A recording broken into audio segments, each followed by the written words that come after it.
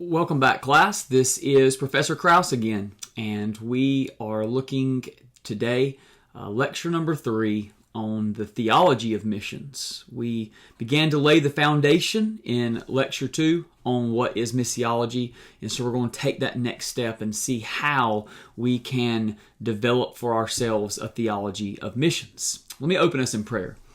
Father, we are grateful for your love. We're thankful for Jesus, and that in your steadfast, eternal love for us, you have saved us, and you have called us to participate in your mission.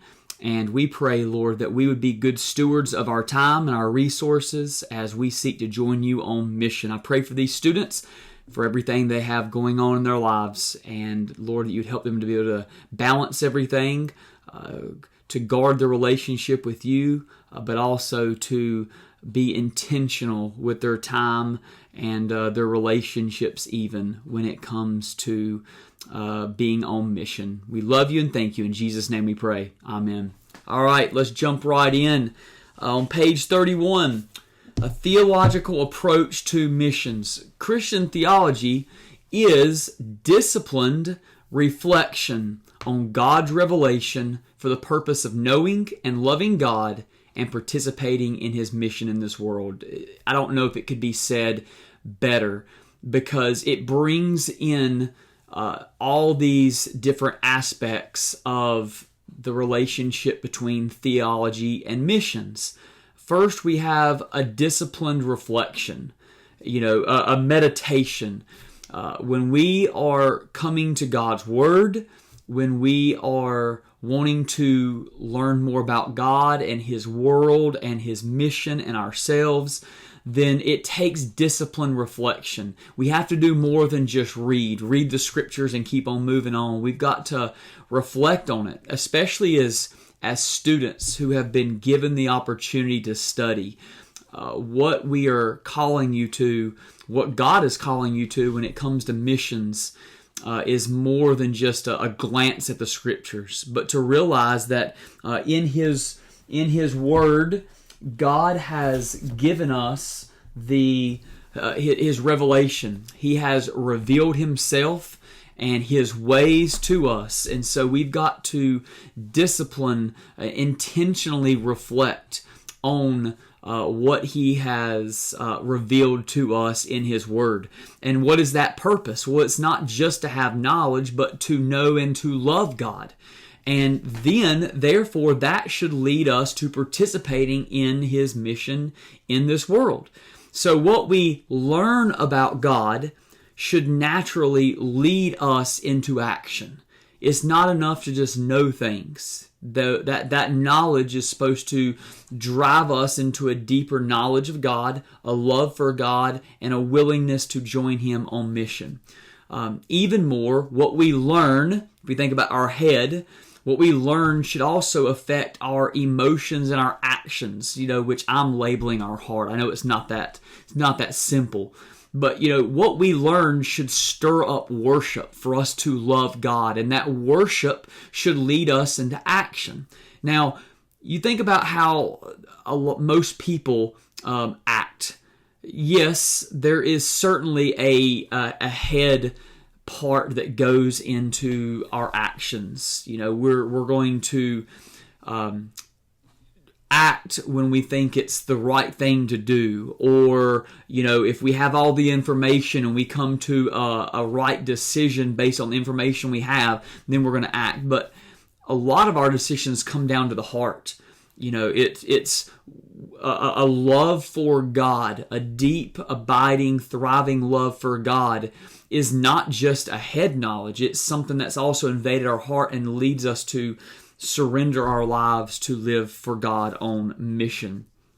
Now, there might not be a more important question that we're going to tackle this in entire class than how will we go about building a foundation for mission? Because if we get it wrong, it's going to affect every single decision we make regarding mission. What happens if our foundation's faulty? Think about it. If a house is not built on a strong foundation that will weather storms, that will weather the weight of the house, then you're going to have problems forever and ever and ever. You're going to have to, lift up the house and build a new foundation. But if you have a strong foundation, then it will weather whatever comes your way. So first, we have to recognize the connectedness of missiology to other theologies. Missiology is not just an island by itself, but it is connected to all the other theologies in one way or another when you think about the Bible. You think about sociology and the study of man. Well, missiology is about taking the good news of Jesus Christ and sharing it with others, making disciples, serving them, all those things. We've got to understand the nature of mankind in order to do missions well. Christology. There is no point in doing missions if there is no Christ. Right? Literally the foundation and the goal and the motivation we need for missions is going to come from who Christ is and what He's done for us. Pneumatology is the Spirit. Well, it's the Spirit who empowers us and leads us into mission. We go on and on and on. When you study the other ologies, you're going to see how they're all connected to missiology in one way or another. And that's going to help us to build a foundation. In our book, we've got 5 critical foundations for the missional theology. And number 1, the missionary nature of God. If God was not a missionary God, there'd be no point in us. Number 1, we wouldn't be saved. Number 2, there'd be no point in even trying to figure out missions. But God is a missionary God. The missionary nature of the Bible, which we're going to start tackling next week. God's Word is missional. It came to us in the middle of mission. It had a missional purpose, but it also teaches us all about God's mission and our role in it. 3, the missionary nature of the church. We were saved for a purpose, and that purpose is to join God on mission. The missionary nature of the Christian ministry, that every single Christian is called into ministry just by our very being in Christ. And finally, the missionary nature of the Father, the Son, and the Holy Spirit, which we'll talk about as we get into Scripture. 3, building that foundation still, guiding themes for missional theology. We've got to understand these themes if we're going to understand missions. Number 1, the mission of God. Asking the question, what is God doing in the world? What has God done in the world? What is God promised to do in the world? Understanding that mission helps us to know where we've been, where we are, and where we're going when we think about our own mission, which takes us to the kingdom of God. Kingdom of God is God's rule as king over all of creation. Jesus is Lord over all creation. Paul tells us over and over, and we are a part of His kingdom. The church is a part of that kingdom that God has established and will continue to establish for all of eternity. Worship. God created us to worship. We are called to worship. We end in worshiping. We'll worship forever. God created every human being to worship, but because they're not worshiping, the church must now, as an act of worship, go and call others to know the one true God and to worship Him with all their lives. And then the glory of God. Everything is about celebrating and manifesting and proclaiming the glory of God. So when we're thinking about developing a theology of mission, we start and end with God and His Word, and these themes help us. The missional nature of God and His Word and His people help us to better understand what mission is and what mission isn't. And we have to recognize that whichever sort of theme, when you think about it, right, whichever theme or themes you use, that you choose when you begin to think about Scripture and you begin to think about doing mission, it's going to affect the way you do missions. So, for example, these guiding themes are all helpful, but I don't know if all of them perfectly encapsulate what is mission just by itself. So for example, like take the kingdom of God. We think about the kingdom of God and God's rule as king over all of creation. That is super helpful. It is a helpful framework to think about mission. But it might end up, if we focus just on that, it might cause us to not think completely or, at a 30,000 foot view of the Bible as a whole, because there's not a lot of kingdom of God talk in the Old Testament. Doesn't mean it's not there. I'm just saying if we use that lens or framework to think about God's mission, then we're going to naturally be drawn to the New Testament. And being drawn to the New Testament might cause us to neglect the Old Testament. All I'm saying is that if we choose one theme to the neglect of others, it might cause us to miss other nuances that we find.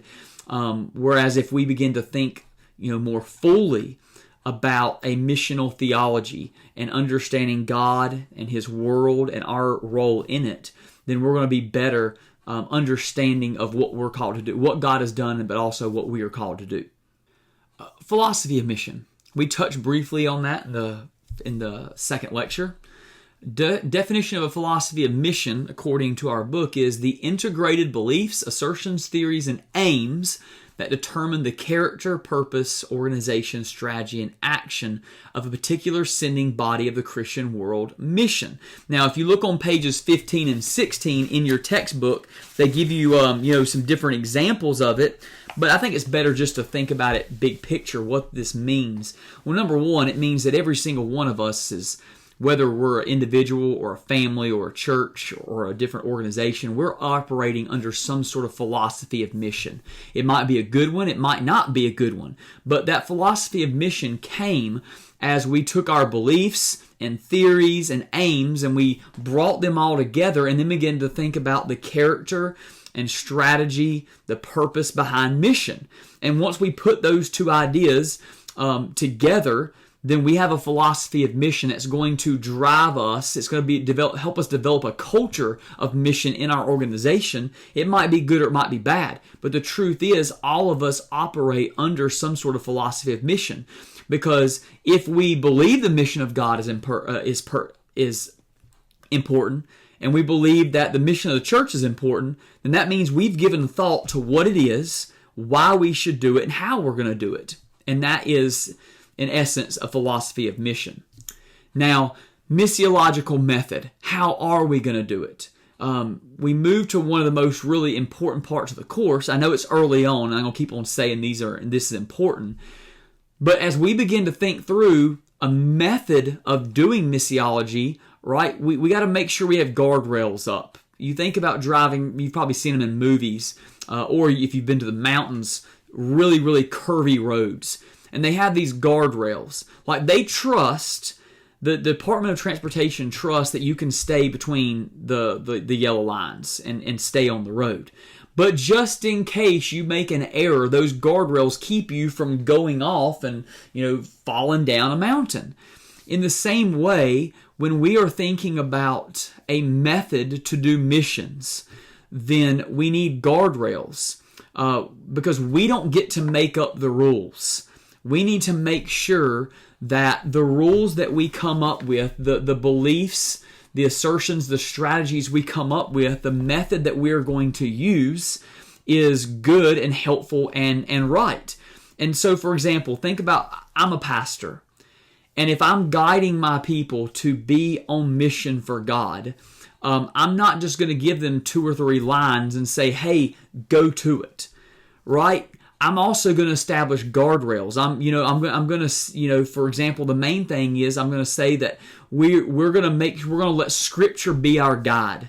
So if we're doing something that's counter Scripture, then we've hopped the guardrails. We're no longer in safe territory. But if we're within the guardrails of Scripture and guardrails of history and those sorts of things, and there's going to be leeway for a certain person based on their context and what they're seeking to do to move. And that's going to be true for all of us. We're not going to do missions the exact same way as a village in Togo or a city in Brazil.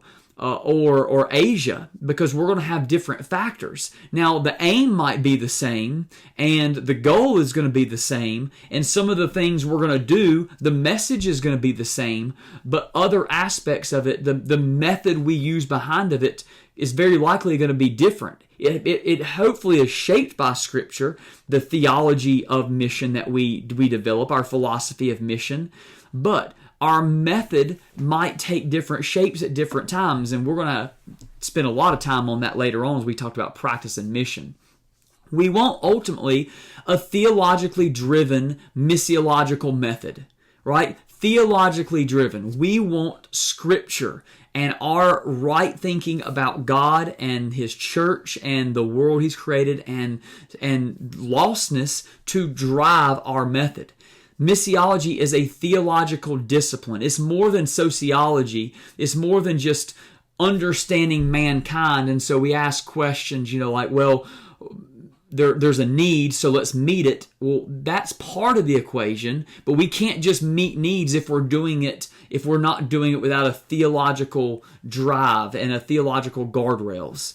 On page 31, the missionary participates in God's mission out of, right? That's the foundation, out of his knowledge of God and love for God, and through consistent reflection on the Bible. And as we are constantly participating in mission and then coming back to Scripture, it's like a spiral. We are learning, we're growing, we're seeing what works and what doesn't work, which is going to inform our method. We're also reading Scripture and constantly making sure that what we're doing is scriptural, and we're learning and we're going down the spiral, we're coming back to the top. And that's kind of how mission's done. Which means we've got to see the relationship between theology and mission. When we think of theology, we think probably automatically about our head and about knowledge. But there's also a relationship with the practice of mission, or the word praxis, if you've ever heard. There's theology and praxis. There's the head knowledge and the understanding, the philosophy, but there's also the actual practice of it. And if our love for God and study of God does not lead us to worship through mission, then we've missed the big picture. There's always got to be the relationship between theology and mission. We can't just study or just do. There's got to be a relationship between those. And when we read the book of Acts, we see that.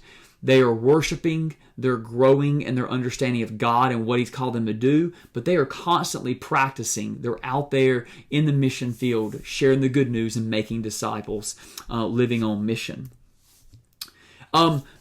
Helpful, page 34 and 35, you've got a missional theologians tool belt, we were going to call it. We're always going to be trying to add things to our tool belt. When you show up to a job, you need a tool belt with the right tools.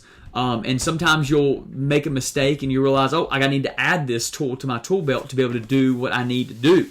And so, we have Scripture, reason. God created us with the mind to think through, culture, experience, tradition. All of those are going to be tools that we're going to learn and we're going to talk about throughout our course.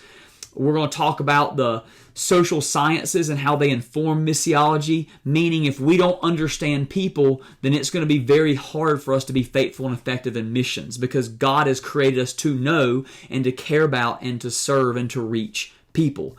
But our missional theology also informs the social sciences. It's not just a one-way street. It goes both ways. So now we come back to where we started in our last lecture, with a theology of mission developed from the Scriptures. We want to develop over time, if we don't already have in place, what I'm hoping we're going to form throughout this course, a theology of mission that's informed by the Scriptures, that leads us to understand the world that we're trying to reach, that can help us to interact with these three central concerns. We need to understand the identity and nature of mission, which we've already started doing. Number 2, the goal of mission. What's our goal? What are we shooting for? And then finally, 3, the means or method of how we're going to carry out mission. What is the ultimate goal of mission, and what's going to keep us motivated for mission? That is going to be the topic for Lecture 4. I hope this has been helpful and enlightening in some way, encouraging for you And if you have any feedback for me, please feel free to leave it on this video or to reach out to me by email. And if not, then I look forward to spending time together in our next lecture. God bless.